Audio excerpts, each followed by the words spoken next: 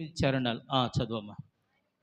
ఆయన కృపను బట్టి నరులకు ఆయన చేయు ఆశ్చర్య కార్యములను బట్టి వారు యెహోవాకు కృతజ్ఞతాస్తుతులు చెల్లించుదురుగాక. ఏలయనగా ఆశగల ప్రాణమును ఆయన తృప్తిపరచి ఉన్నాడు. దేవునికి మహిమ కలుగునుగాక. ఆమెన్. హల్లెలూయా. మంచి దేవుని బిడ్డారా, జాగ్రత్తగా ఆలకించండి. ఈ చదవబడిన లేఖన భాగంలో రాయబడినటువంటి విషయం, ఇశ్రాయేలీయులైనటువంటి దేవుని ప్రజలు వారు చేస్తున్నటువంటి ప్రయాణంలో దేవుడు వారి జీవితాల్లో ఎన్నో గొప్ప కార్యాలు చేస్తూ వచ్చారు. చేసినటువంటి ఆ కార్యాలను గురించి భక్తులు ఇలాగ మాట్లాడుతూ వచ్చారు. మన దేవుడు ప్రజలు అయినటువంటి మానవుల జీవితాలు, జాగ్రత్త వినండి, మానవుల జీవితాల్లో ఆశ్చర్య కార్యాలు జరిగించి గుండెల నిండా కృతజ్ఞతతో దేవుని స్తుతించగలిగినంత ఆశ్చర్య కార్యాలను చేయగలిగిన దేవుడు. స్తోత్రం చెబుదామా? హల్లెలూయా. నేను మరలా చెబుతున్నాను, మన దేవుడు తన ప్రజల జీవితంలో, మానవుల జీవితంలో చేసే ఆశ్చర్య కార్యాలు ఎలాగుంటాయి అని అంటే, ఆ కార్యాలను బట్టి ఇంకా మన జీవితంలో హృదయం నిండా, గుండెల నిండా కృతజ్ఞతతో స్తుతించే అంత విధంగా దేవుడు ఆశ్చర్య కార్యాలు చేస్తాడు. ఆయన చేసేటువంటి కార్యాలు చాలా ఆశ్చర్యకరమైనవి. ఎందుకు ఆయన స్తుతించగలుగుతారంటే,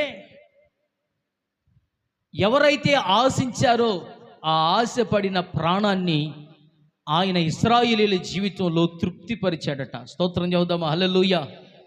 వాళ్ళు ఎందుకని స్తుతించగలుగుతున్నారు కృతజ్ఞతతో అనంటే, వారి జీవితాల్లో ఆశపడిన ఆ మనసును దేవుడు తృప్తిపరిచాడు. అందుకని వారు ప్రభుని నిండైన హృదయంతో స్తుతించేటటువంటి అనుభవంలోనికి వచ్చారు. ఈరోజు నేను మీకు కూడా చెప్పాలనుకున్న మాట ఏంటంటే, మన దేవుడు ఆశపడినటువంటి మన జీవితాలను తృప్తిపరచగలిగిన దేవుడు. అలాంటి దేవుని చప్పట్లు కొట్టి దేవుని స్తుతించాలి. హల్లెలూయా. ఏంటంటే, ఆశపడిన ప్రాణాన్ని ఆయన తృప్తిపరచగలిగిన దేవుడు. ఆ రోజున దేవుడు తన ప్రజల యొక్క ఆశపడిన ప్రాణాన్ని తృప్తిపరిచినట్లుగా దేవుడు నిశ్చయంగా మీ అందరి జీవితాల్లో ఉన్నటువంటి ఆశలన్నింటినీ దేవుడు తృప్తిపరుచునుగాక. ఆమేన్. హల్లెలూయా. దేవుని బిడ్డలారా, ఆశ పట్టడం తప్పేం కాదు, కానీ దురాశ అనేది ఉండకూడదు. కానీ ఆశ పట్టడం తప్పేం కాదు. సాధారణంగా మన జీవితాల్లో ప్రతి మనిషి ఆశాజీవి. ప్రతి మనిషిని బ్రతికించేది ఆశ. ఏం బ్రతికించిద్దండి? ఆశ బ్రతికించిద్ది. ఏదైనా ఇంకా మంచి రోజులు వస్తాయేమో అన్నట్లుగా వారి జీవితంలో ఉన్న కష్టాలు, ఇబ్బందులు, వీటన్నిటిలో కూడా ముందు కొనసాగించేది ఆశ. ఆ ఆశ ఎప్పుడైతే చచ్చిపోద్దో ఆ మనిషి కూడా ఒక రకంగా చచ్చిపోయినట్టే. ఏంటంటే, ఆశ చచ్చిపోతే మనిషి కూడా చచ్చిపోయినట్టే. ఎందుకనంటే, ఆశ లేనటువంటి జీవితంలో రుచి ఉండదు. ఏం ఇంకా రుచి పజిలేని తిన్నట్టు ఉండిద్ది అనమాట. ఏదో తింటున్నామంటే తింటున్నాం అన్నట్టుగా, బ్రతుకుతున్నామంటే బ్రతుకుతున్నాం అన్నట్లుగా అనిపించింది. ఒక విషయాన్ని మనం అర్థం చేసుకోవాలి. చాలామంది జీవితంలో వారికి కలిగినటువంటి పరిస్థితులను బట్టి ఇంతకాలం కొంతమంది ఆశపడ్డారు, దాని గురించి ఆలోచనలు చేశారు, దానికోసం చాలా పాట్లు పడ్డారు. వింటున్నారా? దానికోసం చాలా పాట్లు పడ్డారు. పడిన కష్టం, పడినటువంటి ప్రయాసను బట్టి ఆ ఆశలు వాళ్ళ జీవితంలో నెరవేర్పులోనికి రానప్పుడు నిరాశ అనేది సహజంగా ఏర్పడిద్ది. ఏం ఏర్పడిద్దండి? నిరాశ. అంటే ఇంకా ఆశ ఉండదు. ఇంతకాలం ఆశపడ్డారు, సరే చదువుకున్న దానికి తగినంత ఉద్యోగమో, చేస్తున్న వ్యాపారంలో అభివృద్ధో, చేతి పనుల్లో దీవెనో, ఈ విధంగా ఏదో ఒకటి ఆశపడుంటారు. బిడ్డల జీవితాలు ఉన్నతంగా ఉండాలనో, ఇల్లు కట్టాలనో, అప్పు తీర్చాలని, ఇలాంటి కార్యక్రమాలు చాలా ఉంటాయి. వాటిని గురించిన ఆశలు సాధారణంగా చాలామంది జీవితాల్లో ఉంటాయి. అయితే ఆశపడి అవన్నీ ఎదురు చూసి ప్రయత్నాలు చేసి అవన్నీ అలాగ ఆగిపోయి ఉండొచ్చు. దేవుడు మాత్రం ఈ పరిస్థితులు మీకు నిరాశ కలిగి ఉండొచ్చు. కానీ దేవుడు మరలా అంటున్నాడు, మన దేవుడు ఆశపడిన ప్రాణాన్ని తృప్తిపరచగలడు. దేవునికి స్తోత్రం చెప్పండి. హల్లెలూయా. బైబిల్ గ్రంథంలో ఒక ఆయన బాగా నిరాశపడ్డాడు. ఆ నిరాశల మధ్యలో తాను మాట్లాడిన మాటలు ఈనాడు అనేకుల జీవితానికి సరిగ్గా సరిపోతాయి. ఆయన పేరు యోబు. ఎవరండి ఆయన? యోబు. యోబు గ్రంథం 7వ అధ్యాయంలోనికి మనం వస్తే 3వ వచనం 7వ వచనం ఒకరు చదవండి. మరొకళ్ళు యోబు గ్రంథం 17వ అధ్యాయం 13వ వచనం ఇంకొకళ్ళు తీయండి. మరొకళ్ళు యోబు గ్రంథం 24వ అధ్యాయం 22వ వచనాన్ని ఈ వాటిని పురుషుల్లో నుంచి చదువుతారు. తర్వాత మొదటిగా యోబు గ్రంథం 7వ అధ్యాయం 3వ వచనం 7వ వచనం చదవండి. ఆశ లేకయే జరుగు నెలలను నేను చూడవలసి వచ్చెను, ఆయాసముతో కూడిన రాత్రులు నాకు నియమింపబడి ఉన్నవి. నేను పండుకొనున్నప్పుడల్లా ఎప్పుడు లేచెదనా, రాత్రి ఎప్పుడు గతించినా అని అనుకొందును. తెల్లవారు వరకు ఇటు అటు పొర్లుచు ఆయాసపడుదును. నా దేహము పురుగులతోనూ మంటి పిల్లలతోనూ కప్పబడి ఉన్నది. నా చర్మము మాని మరలా పగులుచున్నది. నా దినములు నేత గాని నాడి కంటెను వడిగా గతించుచున్నవి. నిరీక్షణ లేక అవి క్షయమైపోతున్నవి. నా జీవము ఒట్టి ఊపిరి అని జ్ఞాపకము చేసుకునుము. నా కన్ను ఇకను మేలు చూడదు. దేవుని బిడ్డారా, మీరు జాగ్రత్తగా గమనించాలి. ఈ చదవబడిన లేఖన భాగంలో ఇక శ్రద్ధగా వినాలి ఈ మాటలు. ఈ చదవబడిన లేఖన భాగంలో యోబు తన జీవితంలో కలిగిన నష్టాలను బట్టి, ఎదురైనటువంటి శ్రమలను బట్టి ఆయన మాట్లాడుతున్న మాటలు ఇక్కడ కనపడతాయి. ఎవరు నిద్రపోవద్దు, మీ పక్కన నిద్రపోతుంటే లేపంట. దేవునికి స్తోత్రం, హల్లెలూయా. సరే జాగ్రత్త వినండి. యోబు మాట్లాడిన మాటలు ఏంటంటే, దేవుని అడుగుతున్నాడు, అయ్యా ఆశ లేకయే జీవించే నెలలు నా జీవితంలోకి వచ్చాయి. నెలల తరబడి తన జీవితంలో ఆశ లేకుండా బతుకుతున్నాడు. ఎట్లా బతుకుతున్నాడండి? ఆశలు లేకుండా ఆయన బతికేస్తున్నాడు. ఇంకా ఆ 7వ వచనంలోకి వచ్చేసరికి ఆయన మాట్లాడతాడు, నా కళ్ళు ఇక మేలు చూస్తాయని నేను అనుకోవట్లేదు అంటాడు. దానికి కారణం ఏంటంటే, జాగ్రత్తగా మీరు ఆలకించాలి. ఆస్తిపాస్తులు పోయాయి. సరే, ఆస్తిపాస్తులు పోయినా ఆరోగ్యం ఉంటే బతుకుదాం అని అనుకుంటే ఆరోగ్యం సరిలేదు. తన శరీరం అట పురుగులు పట్టిందట. అయ్యా ఏమైంది? ఆయనకు వచ్చిన వ్యాధికి ఆయన దేహంలో పురుగులు పడ్డాయి.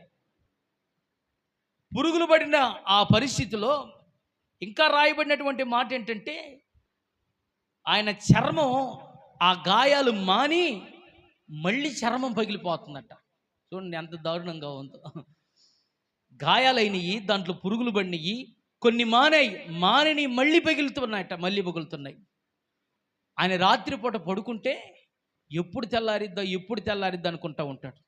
అటు ఇటు మెసిలాడుతానే రాత్రి గడిచిపోయేది, నిద్ర ఉండేది కాదు. ఇలాగ తన జీవితం గడిచిపోతూ ఉంది. చాలా సమస్యలు, చాలా ఇబ్బందులు ఎదుర్కొంటూ వచ్చాడు. ఆయన జీవితంలో మళ్ళీ మేలు చూస్తుంది, నా కళ్ళు మళ్ళీ మేలు చూస్తాయి, మళ్ళీ మంచి జీవితం నాకు వచ్చింది అనే నిరీక్షణ లేకుండానే బతికేసాడట. నిరీక్షణ లేకుండా బతికాడట. ఇంకా యోబు గ్రంథం 17వ అధ్యాయం 13వ వచనం ఎవరిని తీశారా? తీస్తే చదవండి. 17, 13 ఒకళ్ళు తీయండి. 24వ అధ్యాయం 22వ వచనం పురుషులు తీసి పెట్టండి. ఆశ ఏదైనా నాకుండిన ఎడల పాతాళము నాకు ఇల్లు అని ఆశ. జాగ్రత్త మీరు ఆలకిస్తే, ఇన్ని ప్రతికూలమైన పరిస్థితులు ఆయన మాట్లాడే మాట ఏంటంటే, ఇంకేదన్నా ఆశ ఉందంటే నాకు పాతాళమే నా ఇల్లు. అంటే ఏమంటాడంటే, ఇక నేను చచ్చిపోయి శవమైపోతా, నేను సమాధిలో ఉంటా, ఇంకా నాకున్న ఆశ ఇదొక్కటే అంటాడు. మీరు జాగ్రత్త వినండి ఈ మాటలు. దేవుని ప్రజలారా, యోబుకు కలిగిన శ్రమను బట్టి ఆయన మాట్లాడిన మాటలు, ఆయనకు వచ్చిన వ్యాధి బాధలను బట్టి ఆయన మాట్లాడినటువంటి మాటలు, ఆశ లేకుండానే జరిగిపోతుంది తన జీవితం అంతా. రాత్రులు గడవటం కష్టమైపోయింది, రోజులు గడవటం కష్టమైపోతూ ఉంది. రోజులు ఎలాగ గడుస్తున్నాయో తనకు అర్థం కావట్లా. తన ఆయుష్కాలం చాలా తొందరగా తగ్గిపోతున్నట్లుగా తనకు అనిపించింది. దేవుని ప్రజలారా, దేహంలో ఆరోగ్యం లేదు, గాయాలు మానతీయం మళ్ళీ పగులుతున్నాయి, అందులో పురుగులు కనపడుతున్నాయి. ఇంకా రాయబడిన మాట ఏంటంటే, ఆయన ఎముకలు ఆయన కనపడుతున్నాయి అంట. ఏందండి? ఆ గాయాల్లో నుంచి ఆయన ఎముకలు ఆయన కనపడుతున్నాయి. ఆ పరిస్థితులను చూసిన తర్వాత యోబు కనిపించింది, ఇక నా కన్ను క్షేమాన్ని చూడదు, ఇక నిరీక్షణే లేదు. ఇంకేదన్నా ఆశ ఉందంటే అది నేను ఇక చచ్చిపోయి సమాధిలోకి వెళ్ళటమే. ఆయన మరణాన్ని కోరుకున్నట్లుగా కనిపిస్తుంది అక్కడ. ఆయనకి ఆ శ్రమలు తట్టుకోలేక చచ్చిపోతేనన్నా అక్కడన్నా కాస్త ప్రశాంతత దొరికిద్దేమో అనేటువంటి పరిస్థితులు చూడాలి. యోబు జీవితాలు కనబడ్డాయి. ఇన్ని మాటలు మాట్లాడాడుగా.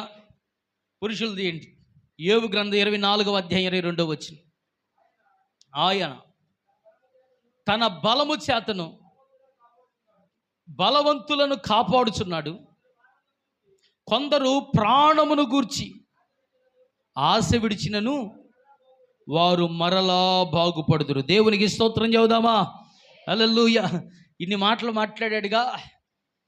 ఈ 24వ అధ్యాయంలోకి వచ్చినాక ఆయన అంటాడు, దేవుడు ఎవరైతే తన ప్రాణాన్ని గురించి ఆశ విడిచిపెడతారో ఇంక బ్రతకడానికి ఆశ ఏమి లేదు అని అనుకుంటారో అలాంటి వాళ్ళని దేవుడు మరలా బాగు చేస్తాడట. చప్పట్లు కొట్టి దేవుని స్తుతించండి. హల్లెలూయా. ఈ మాటలన్నీ యోబు తన అనుభవపూర్వకంగా తన అనుభవాల్లో నుంచి వచ్చాయి. ప్రియ దేవుని ప్రజలారా, ఒకవేళ నీ జీవితంలో కూడా ఇప్పుడున్నటువంటి సిచ్యువేషన్, ఇప్పుడున్నటువంటి పరిస్థితులు ఒకవేళ యోబు అంత స్థాయి కాకపోయినా నీకు తగినన్ని శ్రమల మధ్యలో నువ్వు కొనసాగుతున్నావేమో. ఒకనాడు యోబుకు ఆస్తిపాస్తులు ఉన్నాయి, ఆస్తిపాస్తులు పోయాయి. గౌరవం ఉంది, గౌరవం పోయింది. ఆరోగ్యం లేదు. అలాగని చెప్పి ఆ ఆరోగ్యం కుదుట పడిన పరిస్థితులు లేవు.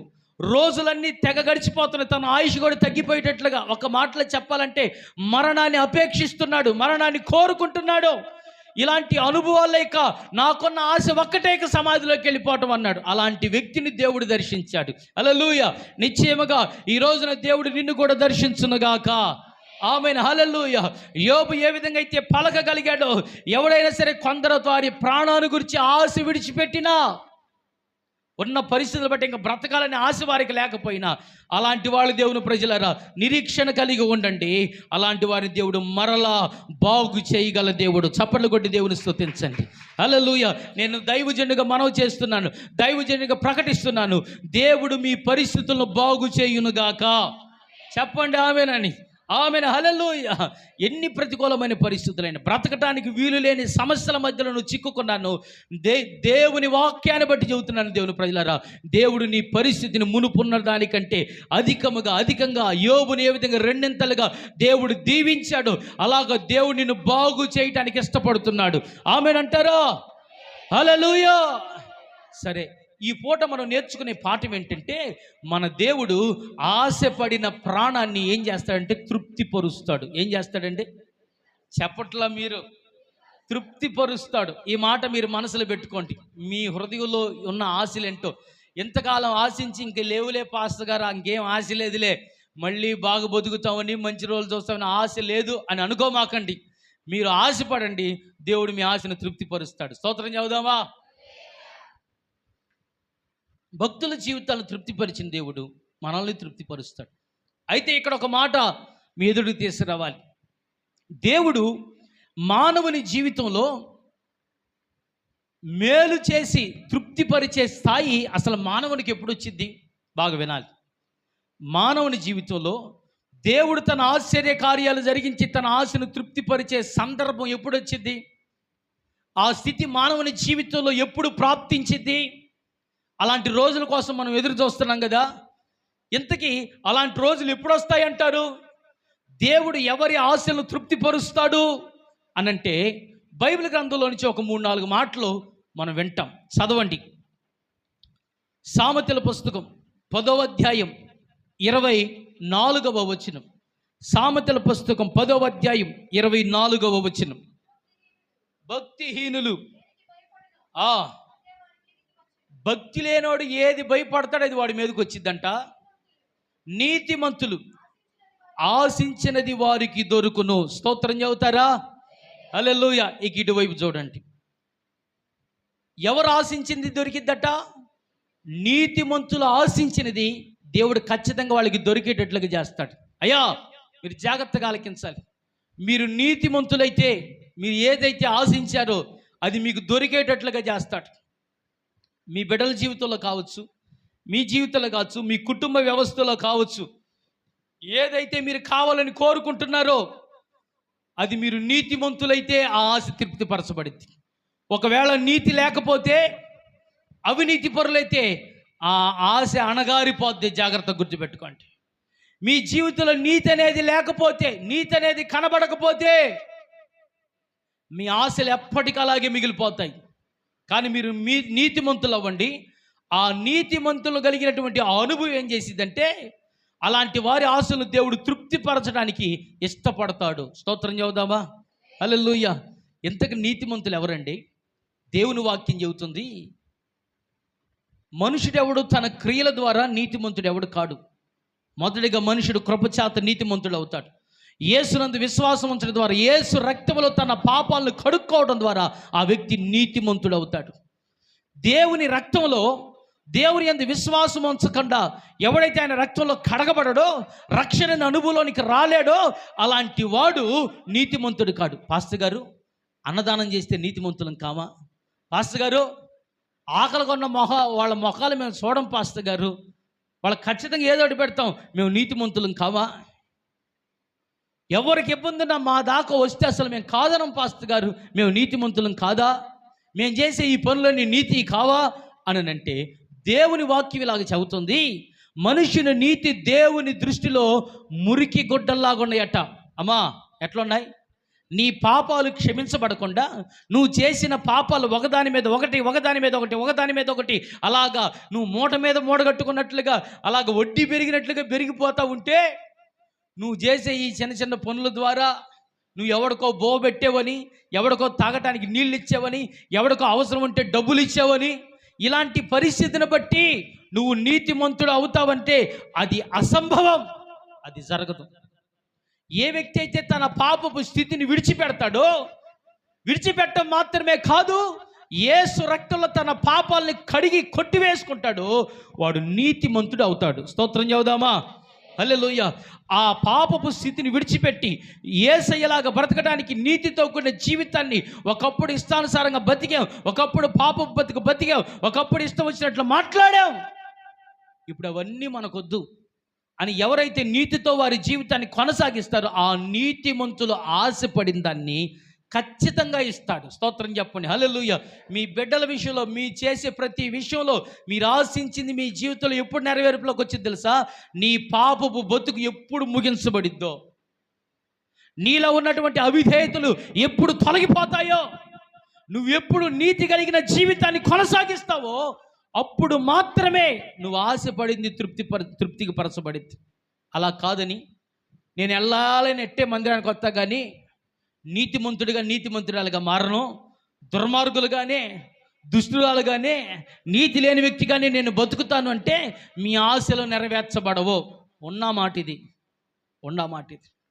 కాబట్టి దేవుని ప్రజలారా, యేసు రక్తంలో కడగబట్టడం ద్వారా నీతిమంతులం అవుతాము.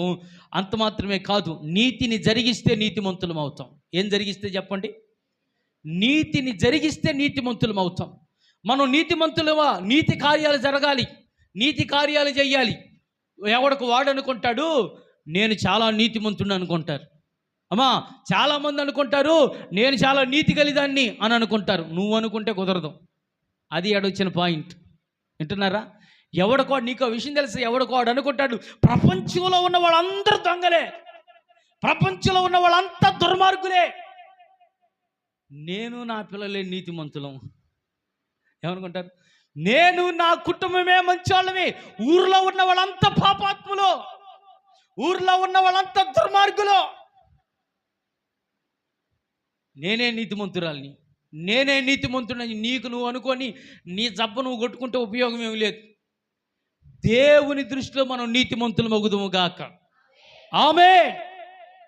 అయ్యా, నేను మీకు బతిమలాడి చెబుతున్నాను, నిద్ర వస్తే బయటికి పోయి మొహం కడుక్కొని రండి, దాంట్లో ఇబ్బంది ఏమి లేదు. దేవుని సన్నిధిలో అశ్రద్ధగా ఉండొద్దు దయచేసి. మీరు కళ్ళు మూసుకొని మీరు నిద్రపోతే దేవుని మందిరం రావడం వల్ల ఉపయోగం ఏముంది? మీరు ధ్యానం చేయాలంటే ఇంటికి పోయినా ప్రశాంతంగా కూర్చొని ధ్యానం చేయండి, ఇక్కడ మాత్రం చేయొద్దు. మీరందరూ కళ్ళు తెరవబడుదురు గాక. ఆమెను. హల్లెలూయా. ఎవరు కళ్ళు మూసిన వాళ్ళు పేరు పెట్టి పిలుస్తా చెబుతున్నా. కాబట్టి సైలెంట్గా బయటికి వెళ్ళండి, మొహం కడుక్కొని వచ్చి కూర్చోండి. అంత ఒలుబరువైంది అనుకో, పక్కన వాళ్ళకి చెప్పండి కాస్త గిచ్చు నేను నిద్రపోతే అని చెప్పు, కాసుకొని కూర్చున్నారు. ఒక్కసారి గిచ్చారంటే జీవితంలో నువ్వు చర్చలో నిద్రపోవు, మళ్ళీ అట్టగిచ్చుతారు.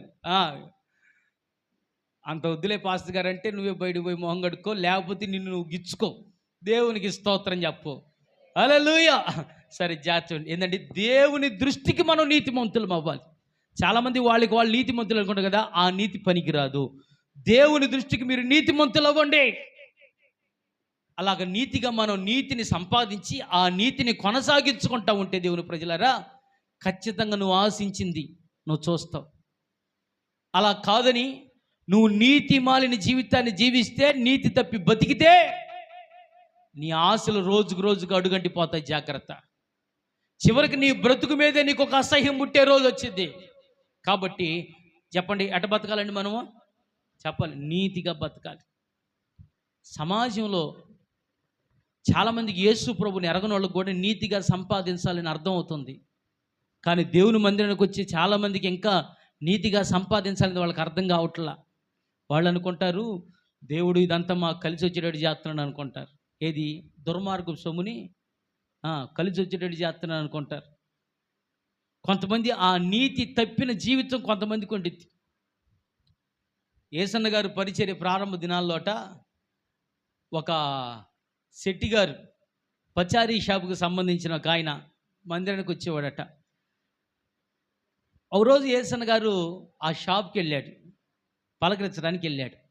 వెళితే ఆయన ధాన్యాన్ని అమ్ముతాడంట, కొంటాడంట. ఏం చేస్తాడు? ధాన్యం, జనం తెచ్చే ధాన్యాన్ని అమ్ముతాడు, కొంటాడు. ఎవరైనా ధాన్యం అమ్మటానికి వచ్చారనుకో, పెద్దమ్మాయి ఆ దేశరా అంటాడు. అదేదో మానిక అంటుంది కదా, ఆ దేశరం అంటాడట. వాళ్ళ అమ్మాయి అది తీసుకొచ్చిద్దంట. దాంతో కొలిచి పోసుకొని డబ్బులు ఇచ్చి పంపుతాడట. అమ్మా కళ్ళుదేరు. ఎవరైనా కొనుక్కోవడానికి వచ్చానుకో, చిన్నమ్మాయి అది దేశరా అంటాడట. మళ్ళీ ఆ అమ్మాయే వచ్చిందంట. మళ్ళీ దాంతో కొలతేసి ఇచ్చి అమ్మేసి ఆయన పంపించాడట. ఈయనకు అర్థం కాలేదట. ఏమంటే మీకు ఇద్దరు కూతురులు ఏమన్నారు? ఇద్దరు కూతురు ఉంది, ఒకటే కూతురు. కానీ ఆ అమ్మాయినే పెద్ద అమ్మాయి అంటాడు, ఆ అమ్మాయినే చిన్న అమ్మాయి అంటాడు. ఏందండి అని అంటే, అదే లేదు పాస్టర్ గారు, మీరు ఏమనుకోబాకండి, ఇదంతా వ్యాపారం టెక్నిక్. పెద్దమ్మ ఎవరైనా మనకు అమ్మడానికి వచ్చారనుకో, పెద్ద కొలత ఉండిద్దంట దాంట్లోనే. అది పెద్దమ్మాయి తీసుకురా అంటే పెద్దది తీసుకొచ్చిద్దంట. దాంతో కొలుసుకొని తీసుకుంటాడట. అమ్మేటప్పుడు మాత్రం చిన్న అమ్మాయి అంటే అర్థమైంది, చిన్నది అమ్మని అర్థం. చిన్నది తీసుకొచ్చి ఇచ్చి పంపుతారట. ఈ రకంగా ఆయన ఉండేవాడట. దేవుని బిడ్డలారా, లోకంలో ఉన్న వాళ్ళకే నీతిగా బతకాలని ఒక ఆలోచన ఉండిద్ది. కానీ దేవుని ప్రజలని పిలువబడుతున్న కొంతమందికి మనం నీతిగా సంపాదించాలనేటువంటి మెలకువ లేకుండా పోయింది. దేవుడు నీతిమంతుల ఆశించిన దాన్ని ఇస్తాడు, కానీ దుర్నీతి పనులు చేసి ఎట్టయినా మనం గొప్పవాళ్ళం అవ్వాలి అని అనుకుంటే ఆ ఆశ తృప్తి పడుతుంది. నువ్వు కష్టపడటమే తప్ప ఆ ఆశ మాత్రం తీరదు.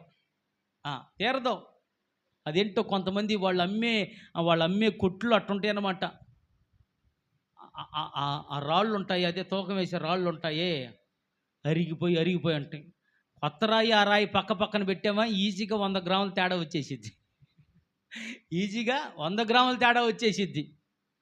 వాడిని గురించి అనుకుంటారు, వీడు చర్చికి పోతాడు దండగయ్యుడు, ఆయన పేరును పాడు చేయడానికి చెప్తే ఎందుకని వాడిని గురించి మాట్లాడతారు. ఈ పాలు పోసేవాళ్ళు కూడా ఉంటారు. అయ్యా మీరెవరేమనుకోవద్దు, సహజంగా చెబుతున్నా. కేంద్రానికి తీసుకెళ్ళేటప్పుడేమో మంచి పాలు తీసుకెళ్ళి, ఎందుకంటే శాతం చూస్తారుగా. ఇళ్ళ దగ్గర పోపించుకునే శాతం ఏమి లేదుగా, అంతా ప్రశాంతమే. ఏసు రకం హల్లెలూయా. పాలు బాగలేవు అని ఒకవేళ అన్నారా, ఇక వాళ్ళ మీద నోరు తెరిచి మాట్లాడతారండి. మా ఊరిలో ఒక ఆమె ఉంది. మా ఊరు సంఘంలో మొత్తం పెద్ద ఆమె పెత్తనం చేసేది కూడా. పాలకు కూడా అందరూ ఆమె ఇంటికి పోయేది. పాలకు కూడా పాలు పోతే అండి, అది పెరుగా మజ్జిగ మనకు అర్థం కాదు. అదే మనం జీమరేస్తాం కదా, తోడేస్తాం కదా, అది పెరుగయిద్దో మజ్జిగ అయిద్దో మనకు తెలియదు. అంత దారుణంగా ఉండిద్ది. సరే కొన్ని గేదెలు తక్కువ ఎత్తలేండి, శాతం తక్కువ వస్తాయి, దాని గురించి నేను అంటలేదు. కానీ మరీ దారుణంగా నీళ్ళు కలిపేస్తారండి. మరీ దారుణం. దేవుడు దర్శించునుగాక. ఆమె నేనేమంటానంటే, నీతిమంతులు ఆశించిన దాన్ని దేవుడు ఇస్తాడు, కానీ నీతి తప్పి క్రియలు జరిగించే వాళ్ళని దేవుడు వాళ్ళ ఆశను తృప్తిపరచడు. చేసే వ్యాపారంలో కానీ, జాగ్రత్త చేసే వ్యాపారంలో కానీ, క్రైస్తవుడు అంటే నిజాయితీకి మారుపేరండి. అర్థమైందా? క్రైస్తవుడు అంటే నీతికి మారుపేరుగా ఉండాలి. దేవుడు నీతిమంతులను చూసి సంతోషించే దేవుడు కానీ దుర్నీతి పరులను చూసి దేవుడు అసహ్యించుకుంటాడు. వేరు వేరు తూనిక రాళ్ళు నీ సంచిలో ఉండకూడదు అని దేవుడు రాయించాడు. జాగ్రత్తగా వింటున్నారా? రకరకాల కొలతలు అవి ఉండకూడదు. మనం జాగ్రత్త వినండి. సంపాదించిన, ఉద్యోగం చేసిన, వ్యాపారం చేసిన, మళ్ళీ ఏందో అంటారు, మరీ ఒడ్డు మాసం అనేది అంటారులేండి, మనకు తెలియదు. అట్ట చేస్తాడు వీడు అని కొంతని గురించి మాట్లాడుతుంటారు కొంతమంది. వాళ్ళు చేసే వ్యాపారాలు, వాళ్ళు చేసే పనులు ఉంటాయి, అవి చాలా దుర్మార్గంగా ఉంటాయి.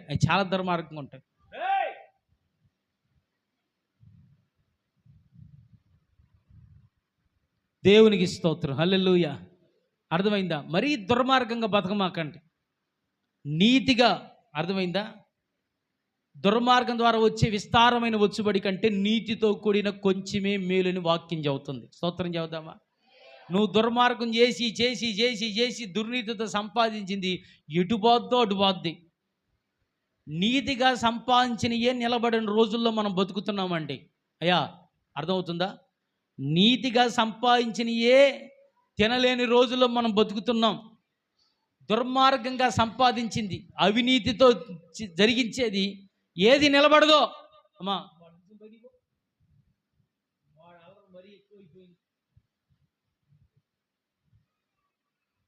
బయట కూర్చో.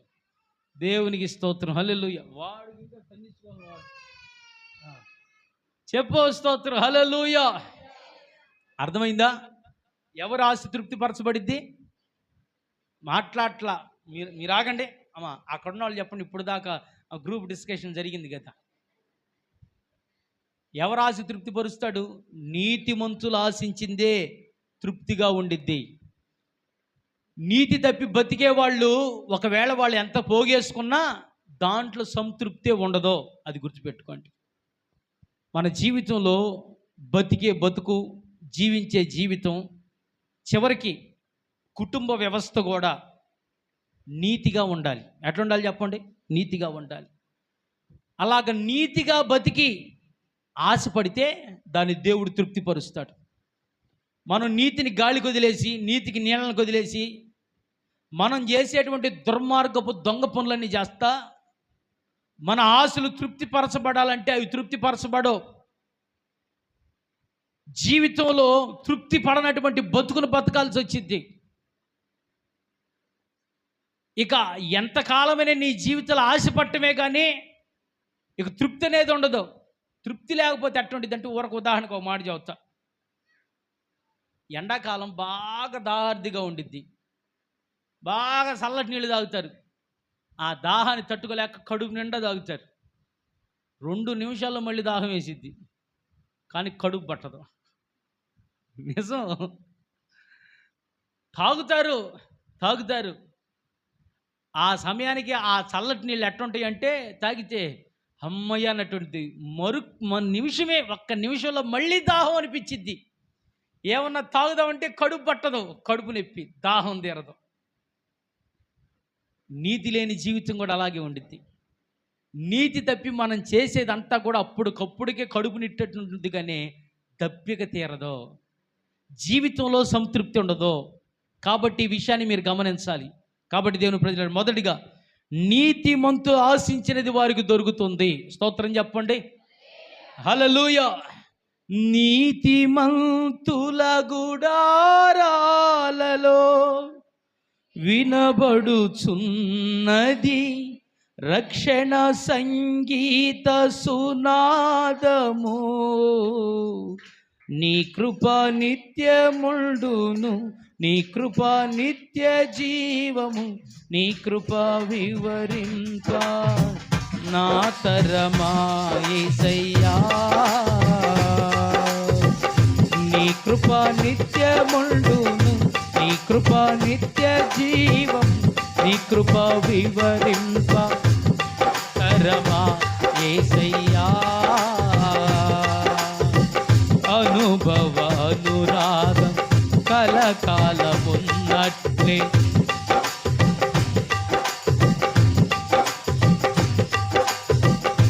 అనుభవానురాగం కలకాలమున్నట్లే నీ రాజనీయమాలలో నిలువనిచ్చావు.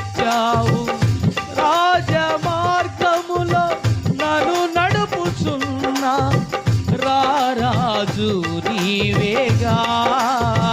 పడదాం.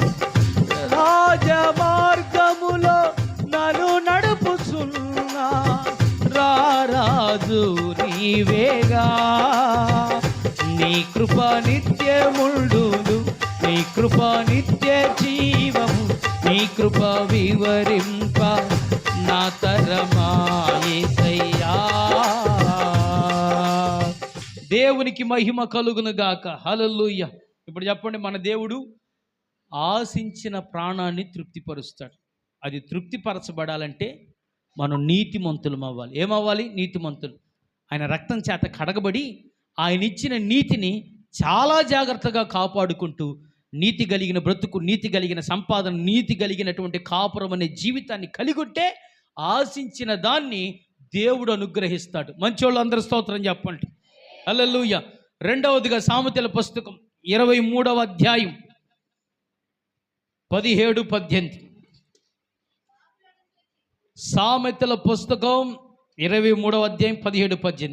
పాపులను చూచి నీ హృదయమునందు మత్సరపడకము, నిత్యము యెహోవా యందు భయభక్తులు కలిగి ఉండుము. నిశ్చయముగా ముందుగతి రానే వచ్చును, నీ ఆశ భంగము కానేరదు. దేవునికి స్తోత్రం చెబుదామా? హల్లెలూయా. ప్రియ దేవుని బిడ్డలారా, జాగ్రత్త వినండి. ఇక్కడ ఒక వ్యక్తిని గురించి రాయబడింది. నిశ్చయముగా ముందుగతి రానే వస్తుంది, నీ ఆశ భంగం కాదు అని రాయబడింది. ఎవరి గురించి? ఎవరైతే పాపాత్ములను, పాపం చేసే వాళ్ళని చూసి మత్సర పడకుండా, అంటే అసూయ పడకుండా, దేవుడంటే నిత్యము భయము భక్తి కలిగి బ్రతుకుతారో అలాంటి వారికి ఒక మంచి గతి ఉందట. స్తోత్రం చెప్పండి. హల్లెలూయా. నిశ్చయముగా వారి ఆశ తీరుతుంది, వారి ఆశ భంగం కాదు. మీరు జాగ్రత్తగా గమనించాలి దేవుని బిడ్డలారా. ఈ చదవబడిన లేఖన భాగంలో వ్రాయబడినటువంటి సంగతి ఏంటయ్యానంటే, చాలామంది వారి జీవితంలో కొంతకాలం నీతిగా బతికినాక, కొంతకాలం యథార్థంగా బతికినాక, కొంతకాలం నమ్మకంగా బతికిన తర్వాత వాళ్ళ జీవితంలో ఎదురయ్యే కొన్ని పోరాటాలు, ఎదురయ్యే కొన్ని ప్రతికూలతలు వారి జీవితంలో వాళ్ళని ఎలాంటి స్థితిలోని తీసుకెళ్తాయనంటే, అసలు మనం ఎందుకు నీతిగా బతకాలనిపించింది. ఏంటంటే, మనం ఎందుకు నీతిగా బతకాలి, మనం ఎందుకు యథార్థంగా బ్రతకాలి? లోకంలో పాపం చేసే వాళ్ళందరూ, దుర్మార్గంగా బతికే వాళ్ళందరూ అందరూ బాగానే బతుకుతున్నారుగా, నాకే ఎందుకు ఇన్ని కష్టాలు వచ్చాయి, నాకే ఎందుకు ఇన్ని శ్రమలు వచ్చాయి? వద్దు, అవసరం లేదు. అందరూ బతికే మనము బతుకుదాం, అందరికి ఏది జరిగిద్దో మనకు కూడా అదే జరిగిద్ది అని కొందరు అనుకుంటారండి. అందరు కాదు, కొందరు అనుకుంటారు. ఎందుకు? వాళ్ళు ఆశపడింది వాళ్ళకి జరగనప్పుడు, వాళ్ళు ఎదురు చూసింది వాళ్ళకు దొరకనప్పుడు, వాళ్ళ జీవితంలో కొన్ని ప్రతికూలతలు ఎదురైనప్పుడు పాపం చేసే వాళ్ళని చూస్తారు వీళ్ళు. మన ఇంటి పక్కన మందిరానికి రాకుండా ఉంటారే, మన ఇంటి ఎదురు ఉంటారే మందిరానికి రాకుండా, భర్తకు నమ్మకంగా లేకుండా, భార్యకు నమ్మకంగా లేకుండా, తల్లిదండ్రులకు నమ్మకంగా లేకుండా, చాలా దుర్మార్గులుగా పాపాత్ములుగా బతికే వాళ్ళని చూస్తే వీళ్ళకి కాస్త అసూయ అనిపించింది. మనకంటే వాళ్ళే బాగా బతుకుతున్నారే అయ్యా అనిపించదా? అనిపించింది. వీళ్ళు ఎంత నీతిగా బతుకుతున్నా కూడా ఏ రోజు కనీసం చెవులకు కూడా తెచ్చుకోలేరు వీళ్ళు. ఏంటిది? అదే బంగారం. చెవులకు కూడా తెచ్చుకోలేరు, ముక్కుకు కూడా ఉండదు. పక్కింటి వాళ్ళు ఎవరైనా మెళ్ళ దండ తెచ్చుకున్నారనుకో, ఇక ఏం కనిపించింది? ఏం ప్రార్థన ఏం ప్రార్థన, ఈ ప్రార్థన పాడుగాను, ఏం ప్రార్థన? అరే అరే అరే, అసలు మనం కూడా లోకల్లో ఉన్నప్పుడే బ్రహ్మాండంగా ఉన్నామా? అనవసరంగా దయాకర్ పాస్టర్ గారు వచ్చి మారండి మారండి మారండి మారండి అని చెప్పి ఓవర్ గందర చేసి మనమే తొందరపడ్డంగానే అబ్బాయి ఏం ఉపయోగం లేదురా, ఏం ఉపయోగం లేదు. అసలు ఎట్టబడితే అట్ట బతికే దానికే మెళ్ళో దండంటే ఇంత నీతిగా బతికే మనకి ఎంత ఉండాలి? మనకి ఎంత పెద్ద దండ ఉండాలి? లేదు కాబట్టి అవసరం లేదు. ఎందుకు నీతిగా బతకాలి అని పాపం చేసే వాళ్ళని చూసి, దుర్మార్గంగా చేసి సంపాదించుకునే వాళ్ళని చూసి బాగా బతుకుతున్నారట్లుగా ఫీల్ అయిపోయి వీళ్ళు కూడా ఏం చేస్తారంటే, వద్దు ఇక ప్రార్థన చేయరు వీళ్ళు. ఏంటంటే ఏం చేశాడు చెప్పు? ప్రార్థన చేసిన వాళ్ళకి ఏం చేశాడు? పాపం చేసేవాళ్ళే బాగున్నారు ప్రార్థన చేసేవాళ్ళ కంటే. అవా ప్రార్థన చేసేవాళ్ళ కంటే పాపం చేసేవాళ్ళ గతే బాగుంది. మనమే గతిలోని వాళ్ళం అయిపోయాము, వాళ్ళు స్థితిమంతులు అయిపోయారు అని కొన్ని సందర్భాల్లో నీకు అనిపించింది. నీలాంటి మనసే బైబిల్ గ్రంథంలో ఆశ అనే ఒక భక్తుడికి కూడా వచ్చింది. ఆయన ఎదుటున్న పాపాత్మలు చూశాడు. చూసి దేవుని అడిగాడయ్యా, మనసులో అనుకున్నాడు, మనకంటే వాళ్ళే బతికేస్తున్నారు, ఈరోజు ఒకలాగుంటే రేపు ఇంకొకలాగా మారుతున్నారు వాళ్ళు, అసలు బ్రహ్మాండంగా ఉన్నారు వాళ్ళకి కనీసం చచ్చిపోయేటప్పుడు కూడా యాతలు లేకుండా భలే సాగు వస్తున్నారు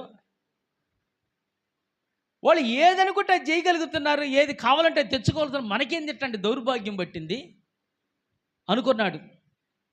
నేను నా చేతులు కడుక్కోవటం, నన్ను నేను శుభ్రం చేసుకోవటం, ఇంత నీతిగా బతకటం అంత వృధా అనిపించింది. తర్వాత దీని గురించి తెలుసుకోవడానికి దేవుని మందిరంలోకి వెళ్ళాడట. మందిరంలోకి వెళ్ళి ధ్యానం చేస్తే దేవుడు ఆ పచ్చపచ్చగా బతికారే వాళ్ళ స్థితి ఏడందో చూపించాడట. వాళ్ళు కాలు జారే స్థలంలో ఉన్నారట. ఏ క్షణంలో వారు నాశనానికి వెళ్ళిపోతారో తెలియదు, ఏ క్షణం ఆ కుటుంబం గందరగోళంలోకి వెళ్ళిద్దో తెలియదు, ఏ క్షణం ఆ కుటుంబం నాశనం అయిపోయిద్దో తెలియదు, ఏ కుటుంబం ఏ సందర్భాల్లో ఏ క్షణంలో ఎలాగ మారిపోయిద్దో తెలీదు. పిచ్చిదాన్ని నీకు తెలియక అనుకుంటావు బ్రహ్మాండంగా బతికేస్తున్నారు వాళ్ళు. ఎందుకు ఇంత నీతిగా బతుకుతున్నా కానీ ఏముందని, ఏ క్షణాల వాళ్ళ పరిస్థితులు ఏ విధంగా మారిపోతాయో తెలీదు. కానీ నీతిమంతులకు దేవుడు సమాధానం ఇస్తాడు. స్తోత్రం చెబుదావా? హల్లెలూయా. పాపం చేసి అపవిత్రమైన జీవితాలు జీవించి ఆ పాపాత్మలను చూసి నువ్వు అసూయ పడమాక. అయ్యా, ఆకు ఎప్పుడు రాలిద్ది? పండితే రాలిద్ది. ఎప్పుడు రాలిద్దమ్మా చెప్పండి? పండితే రాలిద్ది. కాయ ఎప్పుడు రాలిద్ది? పండితే రాలిద్ది. పనసకాయ అది ఎంత పెద్దదైనా సరే, అది ఎంత గట్టిగా ఉన్నా సరే, అది పండిందంటే రాలి పడాల్సిందే, అది అంతే. దానికంటే ఒక టైం వచ్చింది. అదే మనం అంటాం పాపం పండిద్ది అంటాం కదా, అది పండిందాకా అది అనుకునిద్ది, మనకు తిరిగే లేదు, మనం పట్టుకునేవాడే లేదు, మనం అడిగే దిక్కే లేదు. అది ఎప్పుడు రాలిపోయిద్ది తెలియదు దానికి. నువ్వు దాన్ని చూసి నువ్వు అనుకుంటావు దాని బతికే బాగుంది, మనం ఎందుకంటే బతుకుతున్నాము, తీసేయ్. ఈరోజు నుంచి సినిమాలకు వెళదాం, ఈరోజు నుంచి మనం కూడా అన్నీ ప్రారంభిద్దాం అనుకోమాక. నిత్యము యెహోవా యందు భయము భక్తి కలిగి బ్రతుకు, ముందుగతి రానే వస్తుంది, నీ ఆశ భంగం కాదు. చప్పట్లు కొట్టి దేవుని స్తుతించు. హల్లెలూయా. దేవుని ప్రజలారా, నువ్వు నీతిగానే బతుకో. నీకు ఉండటానికి లేకపోయినా, తినటానికి లేకపోయినా, కట్టుకోవటానికి లేకపోయినా నీతిగానే బతుకో. దేవుడి మీద భక్తి విడిచిపెట్టబాక. దేవుడంటే భయము భక్తి కలిగి బ్రతుకు. భయం లేనటువంటి పరిస్థితి బరితెగించే బతుకును బతకొద్దు. భయం లేకుండా భక్తి లేకుండా బతికే వాళ్ళు చూసి అసూయ పడద్దు. వచ్చిద్ది, వాళ్ళకంటూ ఒక రోజు వచ్చిద్ది. ఆ కుటుంబం ఆ జీవితం ఎలాగ హఠాత్తుగా పడిపోద్ది, అలాంటి రోజులు కావాలని కోరుకుంటున్నావా? జీవితాలు విచ్ఛిన్నమైపోతాయి, కుటుంబాలు కూలిపోతాయి. ఏం చేసుకుంటా ఇప్పుడు? ఆ డబ్బు ఏం చేసుకుంటా? మెడలో వేసుకున్న నగలు ఏం చేసుకుంటా? కొనుక్కున్న బండి ఏం చేసుకుంటావు? కారు ఏం చేసుకుంటావు? మొత్తం తీసి అప్పుడు అనిపించేది, అయ్యా ప్రశాంతంగా బతికితే చాలు అనిపించేది, తెలుసా? వీళ్ళకి అర్థం కాదు, లేదు వీళ్ళకి, ఈ బ్యాచ్కి అర్థం కాదు, వెనకున్న వాళ్ళకి అర్థమైంది. ఆస్తులు లేకపోయినా, అన్నీ కోల్పోయినా, నీ నీతి అన్నీ ఉన్నప్పుడు కాదు, అన్నీ కోల్పోయినా యోబు ఏ విధంగా నీతిని కలిగి ఉన్నాడు, దేవుడు అంటే భయభక్తులు కలిగి ఉన్నాడు. భయభక్తులు విడిచిపెట్టలేదుగా. యోబుకు వచ్చిన కష్టం మనలో ఒకడికి అందులో దశం భాగం వచ్చినా వెంటనే తన చిట్లు పోద్ది.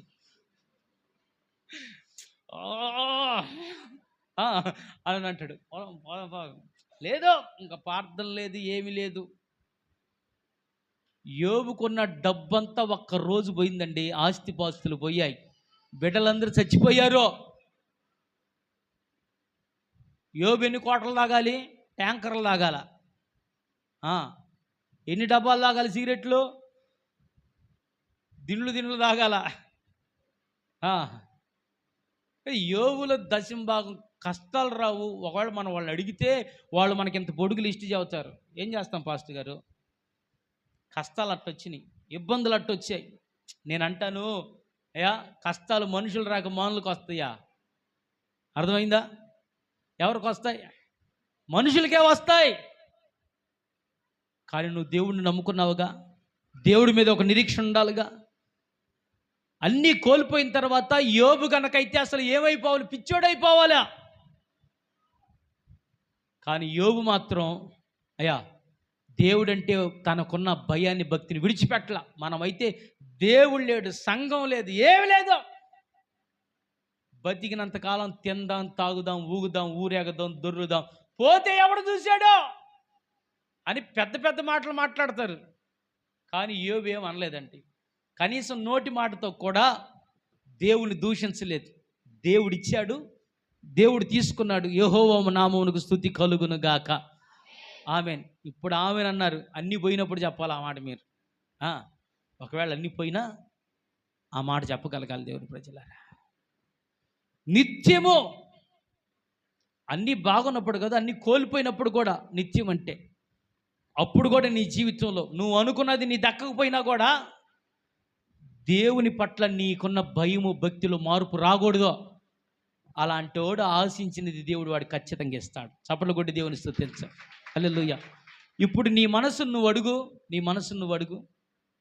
నీ జీవితంలో ఏదన్నా చిన్నది కోల్పోతేనే దేవుడంటే భక్తి ఎటుపోద్దో, భయం ఎటుపోద్దో. అసలు దేవుడు లేడు, సంఘం లేదు, మందిరం లేదు, తిరుగో తెగిపోయిన గాలిపటంలాగా తిరుగో. తెగిపోయిన గాలిపటం వెళ్ళిపోయినట్టు ఉండిద్ది. ఇంక దానికి ఆధారం ఉండదుగా, పోయి ఏడవ దానికి చిక్కుకొనిద్ది. ఇంకా ఆడు చిక్కుకొని అది ఇరుక్కుపోవటం తప్పితే దాన్ని తీసుకొచ్చేవాడు ఉన్నాడు, ఎవడుండడు. తెగిపడిన గాలిపటంలాగా తిరగమాక, నాశనానికి చేరువవుతావు. నిత్యము నీ జీవితంలో ఉన్నా లేకపోయినా, తిన్నా తినకపోయినా దేవుడంటే నీకున్న భయము, భక్తి, నీ గొంతులో ఊపిరున్నంత వరకు, నీ ముక్కులో శ్వాస ఉన్నంత వరకు, నీ నాడి కొట్టుకున్నంత కాలం దేవుడంటే భయము, భక్తిలో మనం నిలిచి ఉందుముగాక. అలాగ నిలబడితే ముందుగతి రానే వచ్చింది. నీ ఆశ భంగం కానేరదు. దేవుడు ఏ విధంగా యోబులో ఉన్న ఆశలు రెండింతలుగా దీవించి స్థిరపరిచాడో అలాగ దేవుడు స్థిరపరుస్తాడు. హల్లెలూయా. ఏందమ్మాయి చర్చికి పోవట్లేదంటగా? ఏందమే ఆదివారం వచ్చిన అందరు పోత, నువ్వు పోవట్లేదేంది అని అంటే, ఏం ప్రార్థన ఈరోజు నీకు పోవాలనుకోవట్లా. ఏందనంటే అట్లా పరిస్థితి అని అంటారు. ఏంది మరి ఎట్టు బతుకుతున్నావు, ఏంది ఎట్టు చేస్తున్నావు ఏందనంటే, ఎన్ని కష్టాలు చదువుతారో తెలుసు వీళ్ళేం చదువు. నన్ను కట్టుకున్నవాడు టైర్డ్ అయ్యాడు, నేను వచ్చిన ఇల్లు అట్టాంటిదే అని అంటారు. పక్కన వాళ్ళ మీద సాకులు చెప్పటమే కానీ సరే నిజమే అయితే అవ్వచ్చు, మరి దానివల్ల ఏందంట ఇప్పుడు, సరే నువ్వు వచ్చిన ఇల్లు మంచిది కాదు, నిన్ను కట్టుకున్నవాడు మంచోడు కాదు, సరే నువ్వు దేవుడంటే భయము, భక్తిని విడిచిపెట్టి బతికెత్తే దీనికి పరిష్కారం ఉందా చెప్పండి. మీ పిల్లలు మిమ్మల్ని మోసం చేశారు, మీకు ఇబ్బందులు కలిగాయి, అట్టని చెప్పి దేవుడి మీద ఉన్న భయము, భక్తిని నువ్వు విడిచిపెట్టి ఇక నేను బరి తెగించి తిరిగేస్తా అనంటే దానివల్ల నీకేమైనా ఒరిగిద్దా? నాకు దానికి సమాధానం చెప్పండి. సరే నాకు చెప్పవలే, మీరు చెప్పుకోండి. మీకు ఒక విషయం తెలుసా?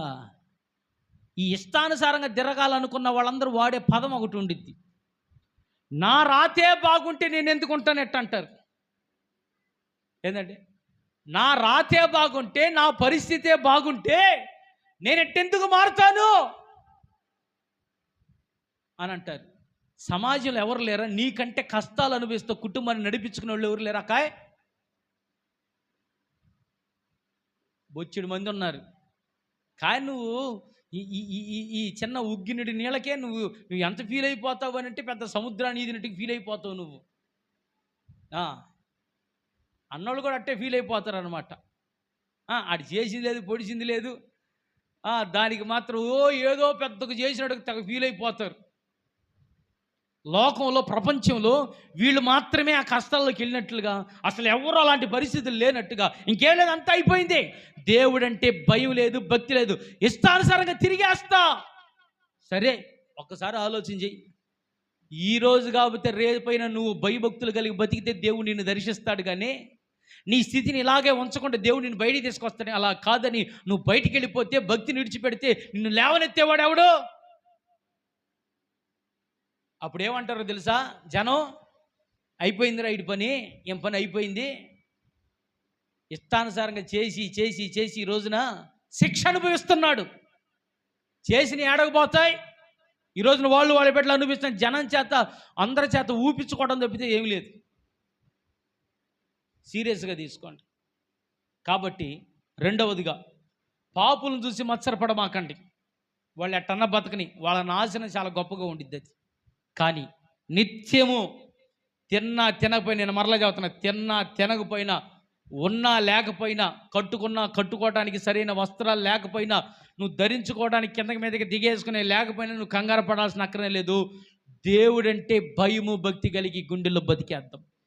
అలాంటి వాళ్ళకు ఒక గతి రాబోతుంది. అది నిశ్చయముగా మీ ఆశ కలిగిన ప్రాణాన్ని తృప్తిపరిచే గతి. అది చప్పట్లు కొట్టి దేవుని స్తుతించు. హల్లెలూయా. 2 మాటలు అయిపోయాయి. 3వ మాట 37వ కీర్తన 4వ చరణం. 37వ కీర్తన 4వ చరణం. యెహోవాను బట్టి సంతోషించుము, ఆయన నీ హృదయ వాంఛలను తీర్చును. పురుషుల నుంచి కూడా ఒకరు చదవండి ఆ మాట.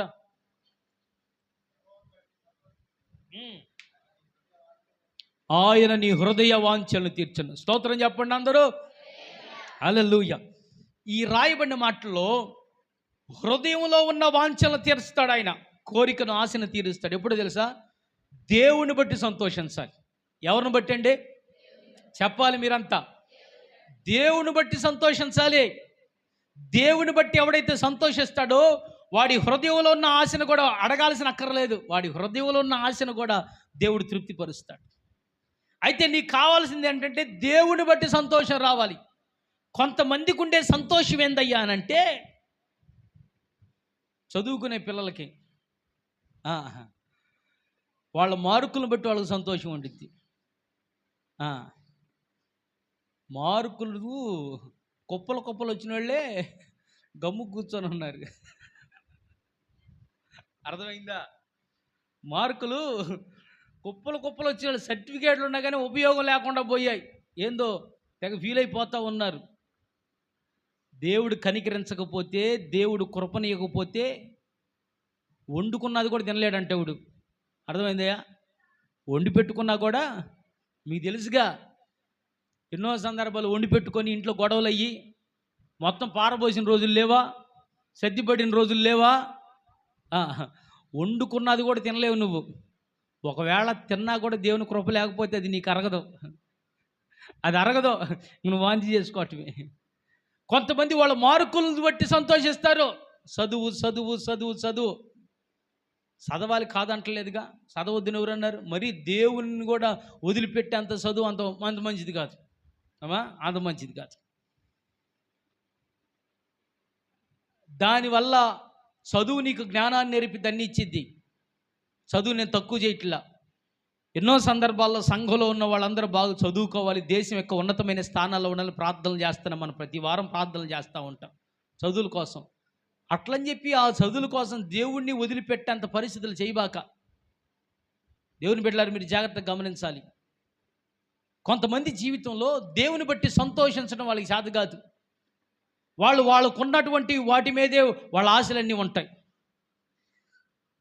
ఉదాహరణకి మీకు ఒక మాట చెప్తాను. దేవుని బట్టి సంతోషించడం మీరు నేర్చుకోండి. ఎరిక్ లిడిల్ అనేటువంటి ఒక ఆటగాడు, ఆయన పరుగు పందెం బాగా రన్నింగ్ కొట్టేవాడు. అయ్యాడు చూడండి, బాగా రన్నింగ్ కొట్టేవాడు. ఆయన ఉన్నతమైన వాంఛ 1000 మీటర్ల పరుగు కొన్ని కొన్ని నిమిషాల్లో దాన్ని పూర్తి చేయాలి. దానికోసం ఎన్నో సంవత్సరాలు కష్టపడితే ఒలింపిక్స్లోకి వెళ్ళడం అంటే అది సామాన్యమైన విషయం కాదు. అన్ని దేశాలు కలిసి ఆడతాయి, ప్రపంచం అంతా. ఆ 1000 మీటర్ల పరుగు, అమ్మా ఇటు చూడండి,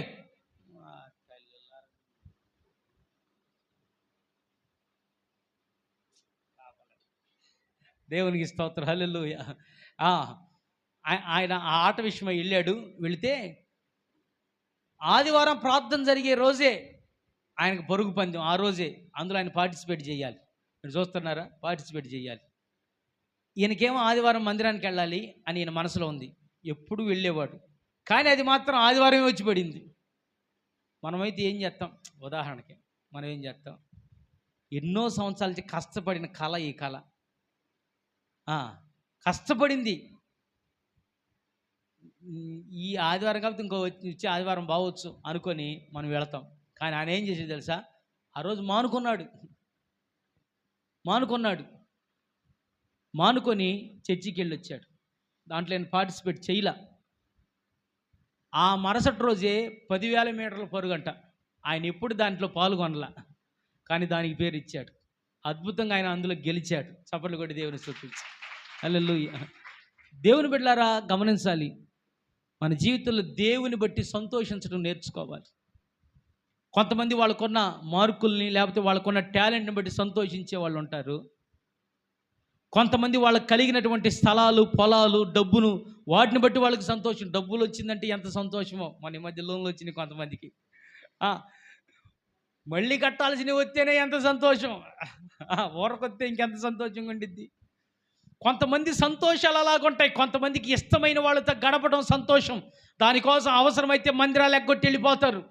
ఎందుకంటే మాకు ఇష్టమైన వాళ్ళు వచ్చారు, మా ఫ్రెండ్స్ వచ్చారు అని అంటారు. మనం సంతోషించాల్సింది దేవుణ్ణి బట్టి. ఎవరిని బట్టి చెప్పండి?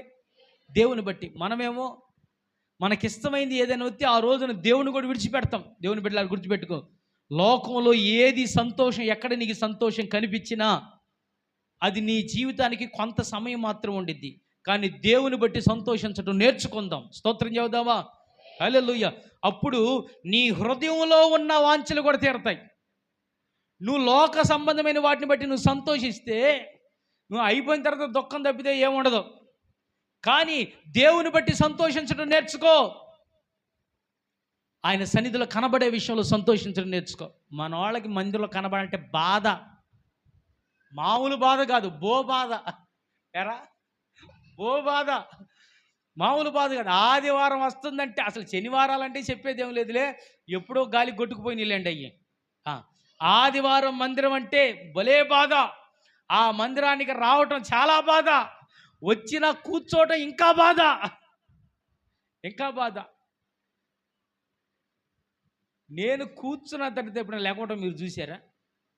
నేను కూర్చున్న తర్వాత నేను బయటికి ఏమైనా పోయిన పరిస్థితులు మీరు ఎప్పుడైనా చూసారా? ఎవరైనా పిలిచి లేకపోతే ఇది మరీ అర్జెంట్ అయితే తప్ప నేను ఆ బయటకు అడుగు పెట్టను. మరి ఊరకు బయటికి లోపలికి ఏ పెద్ద వ్యాపారం చేసేది వెళ్ళిపోతూ ఉంటారు. మరి దేవుని బట్టి సంతోషించండి. దేవుళ్ళో సంతోషం ఉందా? ఊరక ఏడుపు ప్రార్థనలు తప్పితే ఏమన్నాయి పాస్టర్ గారు? దేవుళ్ళో సంతోషం అంటే, దేవుని ప్రజలారా, ఆయన సన్నిధిలో కనబడాలని దావీదైతే జనులు దేవుని మందిరానికి పోవాలని అడిగినప్పుడు సంతోషించేవాడట. మనమైతే ప్రార్థనకు రావక్క అంటే తగులు కొందరు, ఇది పోయేది కాక మళ్ళీ నన్ను పిలుతూ మళ్ళీ రానంటే ఆ పాస్టర్ దయాకర పాస్టర్ చెప్పడం, నేను చెప్పానన్నా వచ్చేటప్పుడు, కానీ రాలేదని ఏడ చెప్పిద్దో అని, అది ఇంకోసారి నాకు చెప్పకుండా పోయానమా అని అంటారు. కానీ మందిరానికి మాత్రం రమ్మంటే బాధ అనిపించింది, ఇప్పుడు కాదులే అని అంటారు. ఆ దేవుని సన్నిధిలో కనబడటానికి, దేవుని బట్టి సంతోషం అంటే ఆయన సన్నిధిలో కనబడటానికి, ప్రార్థన చేయటానికి ఇష్టపడాలి, సంతోషించాలి. దేవుని ఆరాధించడానికి ఆరాధన చెయ్యండి అయ్యా అని అంటే ఈడు సొమ్మంతా నాకు పెట్టినట్టు, వీళ్ళ ఆస్తులన్నీ రాసిచ్చినట్టుగా మొహం దిగాలుగా వేసుకొని దేవుని స్తుతించే విషయంలో సంతోషం అండి. దేవుడు మన జీవితాల్లో చేసిన మేలుకు కృతజ్ఞత చెప్పడం ఆరాధన. అందులో గమ్ము కూర్చుంటారు. గొడ్ల కోపం చూసినట్టు చూస్తాం, దెయ్యాలు చూసినట్టు చూస్తూ ఉంటారు. అది సంతోషం అనిపించదు, బాధగా ఉండిద్ది. దేవుని వాక్యాన్ని చదవటంలో సంతోషం ఉండాలి, దేవుని పని చేయటంలో సంతోషం ఉండాలి. కొంతమందికి సంతోషం ఇవన్నీ బాధగా ఉంటాయి. ఏడన్నా కూర్చోమను, పక్కింటికి పోతే మధ్యాహ్నం ఇంటికి అయ్యగారు భోజనానికి వచ్చేది కూడా కనపడదు. ఆడ గడిచిపోదు అది ఇదని చెప్పుకొని మాట్లాడే విషయంలో సంతోషం ఉండిద్ది, తనకిష్టమైన వాళ్ళతో గడపడానికి సంతోషం ఉండిద్ది. కానీ ప్రార్థన చేయటానికి కానీ, మందిరానికి రావడానికి కానీ, వాక్యం చదవటానికి కానీ, దేవుని స్తుతించడానికి కానీ వాళ్ళకి సంతోషం ఉండదు. బజార్లో తిరగమను, తిరణాల్లో తిరగమను, జాతరలో తిరగమను, ఏ జాందాకని తిరిగి వస్తారు. దేవుని బట్టి సంతోషించండి, అప్పుడు మీ హృదయంలో ఉన్న ఆశలు కూడా తృప్తిపరచబడతాయి. చప్పట్లు కొట్టి దేవుని స్తుతించు. హల్లెలూయా. సభలు ఏర్పాటు చేసి డబ్బులిచ్చి ఆటో మాట్లాడి రెండయ్యా రెండమ్మ అంటే, నిన్న ఆదివారం నేను మరీ బతిమిలాడి మీరందరూ ఉండాలి నేను కోరుకుంటున్నాను అని చెబితే నన్ను బాగా నిరాశపరిచారు. మామూలుగా నిరాశపరచల. ఏదైనా మరీ ఇరుకు ఇబ్బంది ఉంటే పర్లేదు కానండి, కొంతమందికి ఏం పోతాను రేపు పోతాంగా రే స్థానిక సంఘంలో నేనేమన్నా పక్కన ఉన్నా పరాయి ఉన్నా ఎవడో సభలకు రమ్మన్నట్టుగా మీరు తెగ ఫీల్ అయిపోయి 2 రాత్రులు కనపడటానికి ఓపికలు తెచ్చుకోలేకపోయారే. ఏం చేయాలి? కొంతమంది దేవుని దేవాలు 2వ రోజు వచ్చారులే, కొంతమంది ఫస్ట్ రోజు వచ్చిన వాళ్ళు 2వ రోజు రాలా, అసలు కొంతమంది 2 రోజులు కనపడలా.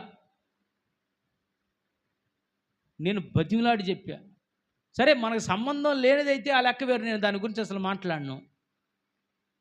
అన్ని బాధ్యతలు చూసుకుంటుంది మనం, అసలు ఏం పట్టనట్టు నిమ్మకు నీరెత్తినట్లుగా, అసలు ఏ రోజు గడప దాటి బయట అడుగు పెట్టినట్టుగా, మరి ఇది దుర్మార్గం. ఏ రోజు ఇల్లు దాటి బయటకు పోనట్టుగా, ఊరు దాటినట్లుగా ఫీలింగ్. మళ్ళీ మీరేదన్నా ఇబ్బందులుండి ఆగితే దానికి నేనేమనగానే కావాలని ఆగిన వాళ్ళందరికీ ఈ మాట తగులును గాక. ఆమేన్. హల్లెలూయా. నిన్ను ఛార్జీ పెట్టమన్నావా, సందా వేయమన్నావా? మరి సొంత సంఘంలో జరిగే వాటికే కనబడలేనంత నిర్లక్ష్యమా? క్షమించడానికి వీలు లేని నేరం ఈ నేరం. దేవునికి స్తోత్రం చెప్పండి. అలా దేవుని బట్టి సంతోషించండి. ఇంకెక్కడండి సంతోషం? కొంతమంది జనమందరూ గుమిగుడి పెళ్ళిళ్ళకి పోవటానికి మాత్రం బాగా గుమిగుడతారు, ప్రార్థనకు రావడానికి మాత్రం మా ఇంట్లో ఈడొత్తాడులే, మళ్ళీ మన ఇంట్లో ఎవరు బాగుపోతే ఏమైనా అనుకుంటాడని పాస్గా మా ఇంట్లో బొడ్డోని పంపాంగా, మా ఇంట్లో సంటోని పంపాంగా. ఏం పెళ్లి పిలిపా ఇదే?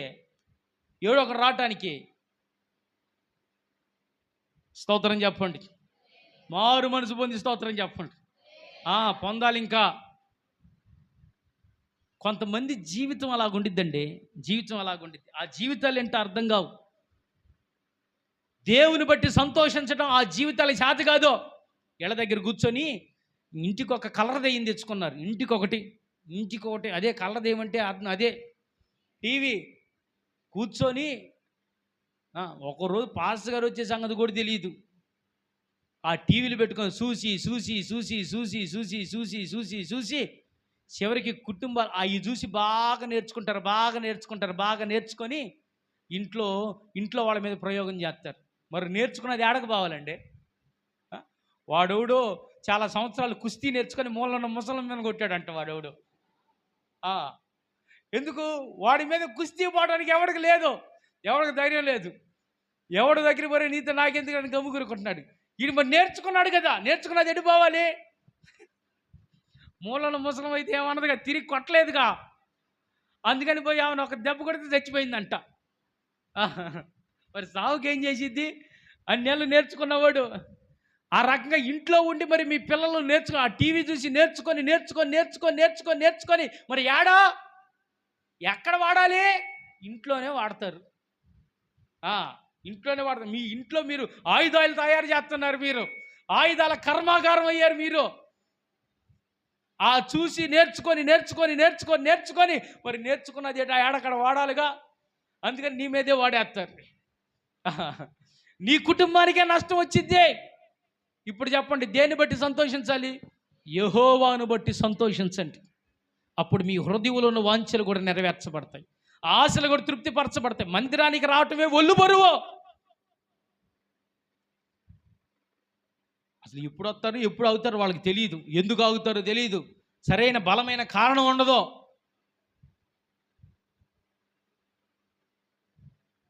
దేవుని బట్టి సంతోషించండి. ప్రార్థించడానికి మనసు పెట్టండి. దేవుని ఆరాధించడాన్ని ఇష్టంగా భావించండి. దేవుని పరిచర్య చేయటం ఇష్టంగా భావించండి.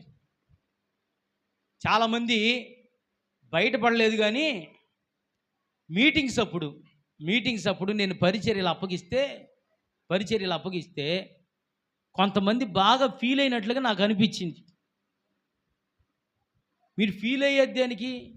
మీకు నచ్చకపోతే పాస్టర్ గారు నువ్వు నాకు ఈ పని చెప్పావు, నేను చేయనని నాకు చెప్పొచ్చుగా.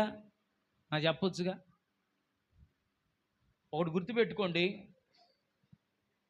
ఎవరికైనా ఒక పని అప్పగించామంటే వాళ్ళు దాన్ని సమర్థంగా, న్యాయంగా, నమ్మకంగా చేయగలరు అనే విషయాన్ని బట్టే వాళ్ళు నా చోట ఉంచడం జరిగింది. కానీ తక్కువ వాళ్ళు అని గ్రౌండ్ క్లీనింగ్ పెట్టల. మీరు అందరికంటే తక్కువ వాళ్ళు అని గిన్నెల పాత్రలు గడిగే దగ్గర పెట్టల. అర్థమైందా? దేన్నైనా మీరు చిన్నతనంగా భావించకుండా చేసే మనసు మీకుందనే అప్పగించాం. అది ఆ మనసు మీకుందని గుర్తించి ఆ పని అప్పగించాం. అంతేగాని మిగిలిన వాళ్ళకంటే మీరు తక్కువ అని మాత్రం కాదు. ఆ విషయాన్ని మీరు తప్పుగా అర్థం చేసుకోవద్దు. ఎవరు అందరం ఏ పనైనా చెయ్యాలి. ఎవరైనా ఏ పనైనా చెయ్యాలి. దానికి మనసు రావాలి. ఒకవేళ కుదరకపోతే లేకపోతే నేను చేయలేను అనుకోవచ్చు, కానీ దాని మనసులో విరోధ భావంగా పెట్టుకోకూడదు. దేవుని పరిచర్య చేసే విషయంలో సంతోషించాలి కానీ బాధపడకూడదు. అర్థమైందా? బాధపడకూడదు.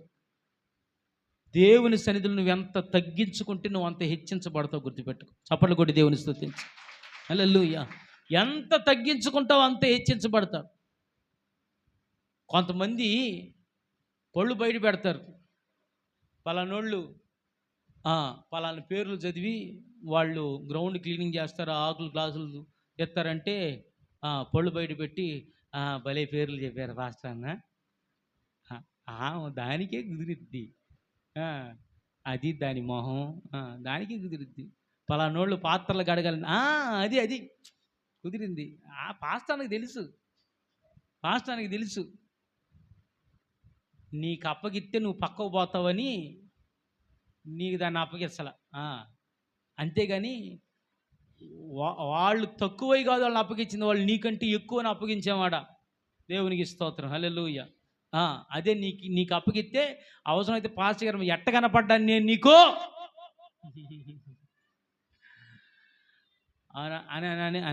అనేవాళ్ళు. మనోళ్ళు అట్ట అనరులే, సహజంగా మామూలుగా అంటున్నానులే అండి. స్తోత్రం చెప్పు. హల్లెలూయా. దేవుని బట్టి సంతోషించండి. ఆయన సన్నిధికి రావటాన్ని బట్టి, ఆయనకి ప్రార్థన చేయటాన్ని బట్టి, వాక్యాన్ని చదవటాన్ని బట్టి, పరిచర్య చేయటాన్ని బట్టి ఆనందించండి. అప్పుడు మీ హృదయ వాంఛలు ఏమవుతాయి చెప్పండి? చెప్పరే, వామ్మో, తృప్తిపరచబడతాయి. దేవునికి స్తోత్రం. హల్లెలూయా. 1, నీతిమంతులు ఆశించినది వాళ్ళకు అనుగ్రహించబడిద్ది. 2, భయభక్తులు కలిగిన వారి యొక్క ఆశలు తృప్తిపరచబడతాయి. 3, ఏమని చెప్పాను చివరి మాట? దేవుని బట్టి సంతోషిస్తే తృప్తిపరచబడతాయి. 4, దేవునికి మొర్రపెట్టే వారి ఆశలు తృప్తిపరచబడతాయి. హల్లెలూయా. 107వ కీర్తన 5వ వచనంలో ఉండేది, మీరు చదవాల్సి అక్కలేదు, ఇంటికి వెళ్ళి చదువుకోండి. ఎవరైతే దేవునికి మొర్రపెట్టుకుంటారో వారు ఆశించినది వాళ్ళకి అనుగ్రహించబడతాయి. దేవుని బిడ్డలారా బాగా గుర్తుపెట్టుకోండి. మొర్రపెట్టడం అంటే ప్రార్థించడం. ఏం చేయటం చెప్పండి? ప్రార్థించటం. మీరు ఇటువైపు చూడండి, మీరు చదవాల్సిన అక్కర్లేదు. వీలైతే బైబిల్ గ్రంథాలు మీరు మూసేయచ్చు, టైం అయిపోయింది కాబట్టి. అందరిని చూడండి, స్తోత్రం చెప్పండి. హల్లెలూయా. ఏంటంటే మొర్ర పెట్టుకునే వారు ఆశలు తృప్తిపరచబడతాయి. నీ హృదయంలో నీ గుండె నిండా ఎన్నో ఆశలు ఉండొచ్చు, కానీ అవేవి నెరవేరట్లేదని మౌనంగా ఉండొద్దు. ప్రార్థన చెయ్యి. ఏం చేయాలి చెప్పండి? చెప్పరే, ప్రార్థన చేయండి. ప్రార్థన చేస్తే మీరు చేసే ప్రార్థన మీలో ఉన్న ఆశ నెరవేరేటట్లుగా చేస్తాడు దేవుడు. హల్లెలూయా. అయితే ప్రార్థన ఎట్లా చేయాలి తెలుసా? మనసు పెట్టి ప్రార్థన చేయాలి. ఎట్లా చేయాలి? ప్రార్థన అంటే మనం చేసే ప్రార్థన కాదు. కొంతమంది ప్రార్థన చేస్తున్నారు, ఆ ప్రార్థనకి మొదలేదో చివరేదో మనకు అర్థం కాదు. అసలు సందర్భం ఏందో తెలియదు. ఆ ప్రార్థనకి అది ఏమి లేదు. దేనికో కొంతమంది ఒక దానికోసం ప్రార్థన చేయమంటే ఇంకో దానికోసం ప్రార్థన చేస్తారు. కొంతమంది భోజనం కోసం ప్రార్థన చేయమన్నాం అనుకో, ప్రభువా హాస్పిటల్లో ఉన్న కుష్ఠరోగుల్ని జ్ఞాపకం చేసుకో. ఇంక తినలేడు, ఇంక తినలేడు ఈడో. మరి కుష్ఠరోగులతో నీకే పని? వాడికి అది గుర్తొచ్చింది. ఏది గుర్తొస్తే చేయకూడదో నువ్వు ఇంటికాడి ఏదైనా చెయ్యి, అందరూ ప్రపంచం మొత్తం కోసం చెయ్యి, ఎవడు కాదంటాడు. అర్థమైందా? ప్రార్థన ఒక విషయం కోసం చెబితే ఆ విషయం కోసమే ప్రార్థన చెయ్యాలి. అర్థమైందా? ఏది మాట్లాడరండి మీరు? చెప్పు. స్తోత్రం. హల్లెలూయా. అంతేగాని ఈ వ్యవహారం అంతా ఉండకూడదు. దేవునికి స్తోత్రం. హల్లెలూయా. కాబట్టి మన జీవితాల్లో ప్రార్థించే విషయంలో మనసు పెట్టి ప్రార్థన చేయాలి. అంటే మనసు పెట్టకుండా ప్రార్థన చేసేవాళ్ళు లేరు అంటే ఎంతోమంది ఉన్నారు. మీకు చెబుతాను, మీ ప్రార్థన ఎట్టంటే ఒకసారి ఆలోచన చేయండి. మీరు ప్రార్థనలో కూర్చుంటారా? కూర్చోగానే ప్రభువా స్తోత్రం, ప్రభువా స్తోత్రం అంటే ఈ లోపు మనసులోకి ఇంకోటి వచ్చిద్ది. ఇక నువ్వు ఇక్కడ స్తోత్రం చెప్తే గదలదు, ఇంకా అది గదలదు. ఎందుకు? ఈ మైండ్ ఇంకో దాంతో కనెక్ట్ అయ్యిందనమాట. ఇంకా అది నీ మనసులోకి వచ్చిద్ది. మనం ప్రార్థన చేస్తున్నాం, కానీ అయిపోయిన తర్వాత ఏం చెయ్యాలి? అది నువ్వు చెయ్యాల్సిన మనసులోకి వస్తాయి నీకో. ఇంకా నువ్వు మనసు పెట్టి ప్రార్థన చేయవు. నిజం చెప్పండి, ఏ ఆలోచనలు రాకుండా మేము ప్రార్థన చేస్తున్నాం అనేవాళ్ళు ఎవరైనా ఉన్నారా? ప్రార్థన చేద్దాం కూర్చుంటారు, కానీ ఆ మనసు నిలబడదండి. దాని దుంపదేగా అది నిలబడదు. అటు ఇటు ప్రార్థనలో కూర్చున్నప్పుడే ఏదైనా పని గుర్తొచ్చింది. ప్రార్థనలో కూర్చున్నప్పుడు నీ ఆడన పెట్టిన వస్తువు గుర్తొచ్చింది. నువ్వు ప్రార్థనలో కూర్చున్నప్పుడే నీ పక్కింటోళ్ళు నీతో మాట్లాడే మాటలు గుర్తొస్తాయి. ప్రార్థనలో కూర్చున్నప్పుడే మీ ఆయన్ని నన్న మాట గుర్తొచ్చింది. ఇక అది నీ మనసులోకి రాగానే ఇక నీకు ప్రార్థన నడవదు. నువ్వు ప్రార్థనలో కూర్చున్నప్పుడే అప్పులోడు గుర్తొస్తాడు నీకో. ప్రార్థనలో కూర్చున్నప్పుడే నువ్వు చేసే పని గుర్తొచ్చింది.